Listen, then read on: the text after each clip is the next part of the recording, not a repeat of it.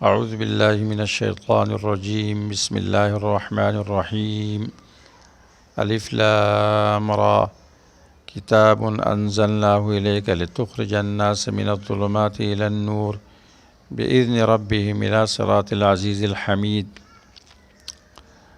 سورۃ ابراہیم مکی صورت ہے،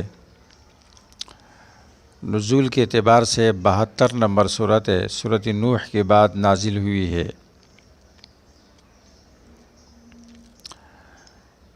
ابراہیم علیہ السلام کے نام سے یہ سورت موسوم ہے۔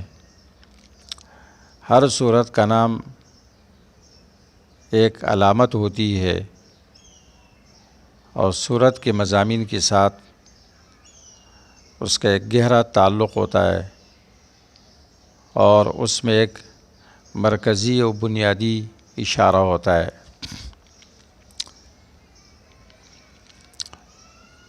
یہ سورت ابراہیم علیہ السلام کے نام سے اس لیے موسوم کی گئی کہ ابراہیم علیہ السلام ابو الانبیاء اور امام الموحدین ہے۔ ان کے یادگار کے طور پر، ان کے یادگار کو ہمیشہ دوام بخشنے کے لیے اس سورت کو ابراہیم علیہ السلام کے نام سے موسوم کیا گیا، اس لیے کہ ابراہیم علیہ السلام تبلیغ میں،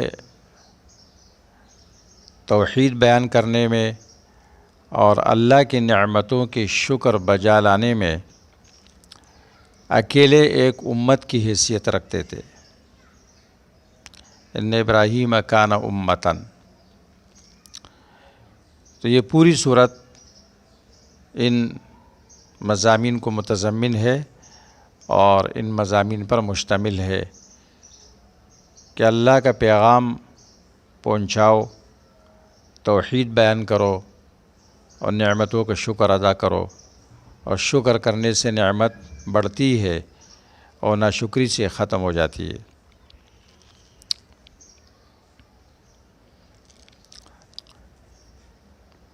سورت کا ربط پہلی سورت کے ساتھ کئی وجوہات پر ہے۔ نمبر 1، سورت رعد میں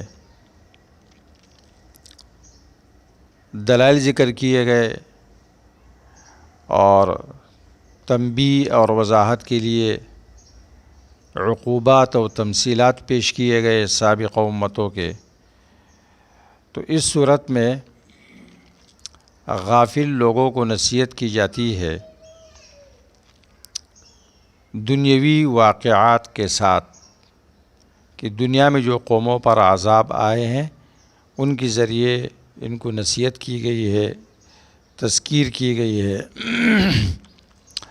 واقعات دنیاویہ و اخرویہ ذکر کی گئی ہے، لفظ علم کے ساتھ 4 مرتبہ، علم ترى علم ترى، لفظ علم ترى 4 مرتبہ اس صورت میں ذکر کیا گیا ہے۔ نمبر 2، جب سورۃ رعد میں مسئلہ رسالت پر وارد ہونے والے شبہات کے جوابات دیے گئے، تو اب اس صورت میں دعوت کی تشجیع ذکر کی جاتی ہے اور دعوت کی ترغیب دی جاتی ہے کہ اب لوگوں کو ظلمات سے نور کی طرف نکالو، لتخرج الناس من الظلمات الى النور اخرج قومک من الظلمات الى النور۔ نمبر 3، جب سورۃ رعد میں عقلی دلائل ذکر کیے گئے تو اس صورت میں ادلہ نقلیہ پیش کیے جاتے ہیں انبیاء علیہم السلام سے اجمالاً، اور ابراہیم علیہ السلام سے دلیل پیش کی جاتی ہے تفصیلاً۔ نمبر 4، سورۃ رعد میں آیت نمبر 30 میں رسالت کا مقصد بیان کیا گیا تھا، آیات کی تلاوت. تو اس صورت میں مقصد تلاوت ذکر کیا جاتا ہے کہ تلاوت کا مقصد کیا ہے؟ اخراج الناس من الظلمات الی النور. کتاب انزلناہ الیک لتخرج الناس من الظلمات الی النور.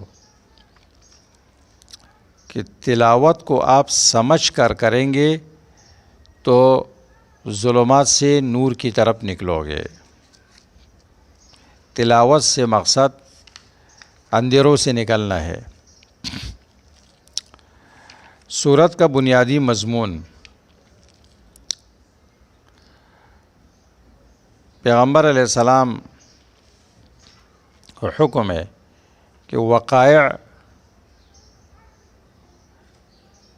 دنیاوی و اخروی وقائع بیان کر کے ظلمت سے نور کی طرف آنے کی دعوت دو.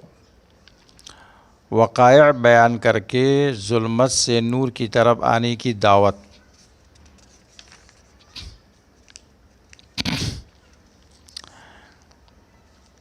اخراج الناس من الظلمات الی النور بالکتاب.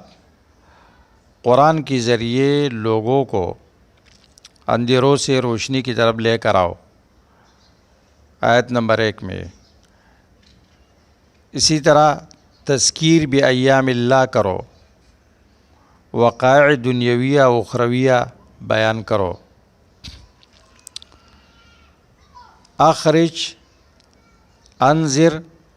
اخرج الناس من الظلمات الی النور انذر الناس اور ذکرہم بایام اللہ.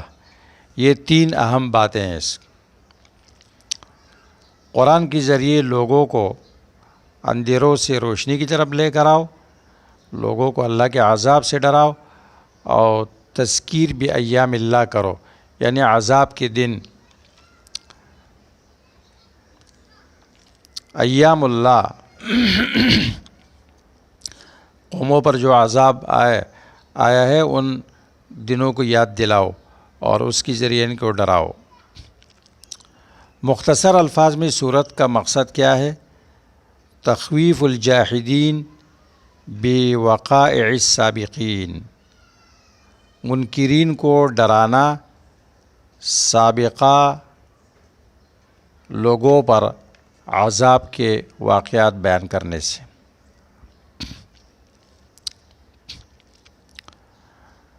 سورت کا خلاصہ یہ ہے کہ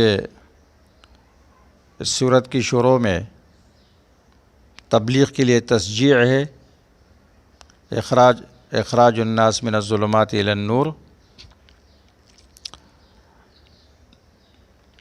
پھر ایک دلیل عقلی پیش کی جاتی ہے مختصر، اور پھر کافروں کے اوصاف قبیحہ کا بیان ہے، اور اس بات کا بیان ہے کہ انبیاء علیہم الصلاۃ والسلام اصحاب النور تھے اور بیان کے لیے بھیجے گئے تھے کہ لوگوں کو ظلمات سے نور کی طرف نکالے. پھر موسیٰ علیہ السلام سے دلیل نقلی پیش کی جاتی ہے تاکید کے طور پر کہ موسیٰ علیہ السلام کو بھی اللہ نے اس بات کا حکم دیا تھا، اخرج قومک من الظلمات الی النور. پھر سورت کے اندر 3 ابواب ہے اور ہر باب 4 ابواب ہے، اور ہر باب ہر مضمون لفظ الم ترى سے شروع ہوتا ہے. اور لفظ الم ترى یہ تذکیر اور تنبیہ کے لیے بیان کیا جاتا ہے کہ آپ کو معلوم نہیں، آپ کے علم میں یہ بات نہیں آئی. الم ینتہی علمک، آپ کے علم میں یہ بات نہیں آنی چاہیے، اس بات کو جان لو.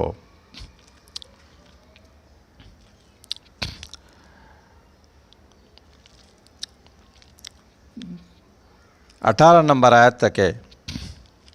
اس میں تذکیر انبیاء سابقین کہ پہلے انبیاء نے اپنے قوموں کو ڈرایا، قوموں نے جھگڑا کیا ان کے ساتھ اور ان سے کہا تم بشر ہو، ہم تمہاری بات نہیں مانتے ہیں، اور پھر ان کو دھمکی دی نکالنے کی.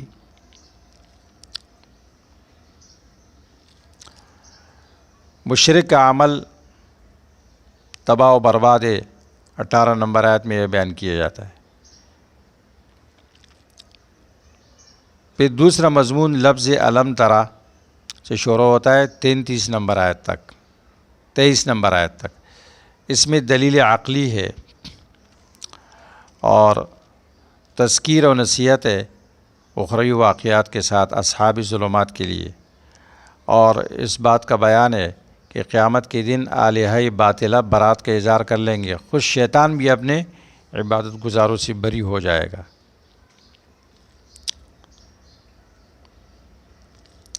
پھر آیت نمبر 27 تک لفظ علم ترا، اس میں الگ مضمون شروع ہوتا ہے۔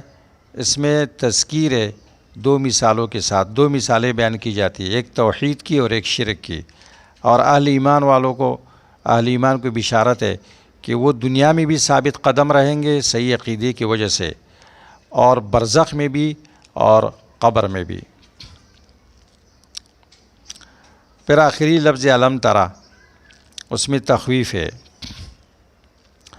اور ان امور کا بیان ہے جو عذاب میں رکاوٹ بنتے ہیں، امور الدافعہ للعذاب۔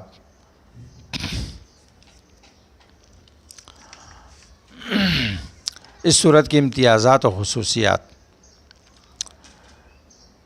نمبر 1، اس صورت میں انبیاء علیہ السلام کے واقعات اپنے اقوام کے ساتھ، یعنی قوموں نے انبیاء کے ساتھ کس طرح جھگڑا کیا اور کس طرح اعتراضات کیے، اور انبیاء علیہ السلام نے کس طرح توکل کیا، اللہ پر بھروسہ کیا، فَلَنَصْبِرَنَّ عَلَىٰ مَا آذَيْتُمُونَا، اور قوموں نے دھمکی دی ان کو، اللہ نے قوموں کو ہلاک کیا اور انبیاء کو وہاں آباد کیا۔ نمبر 2، واقعات اخرویہ اس میں بیان ہوئے ہیں۔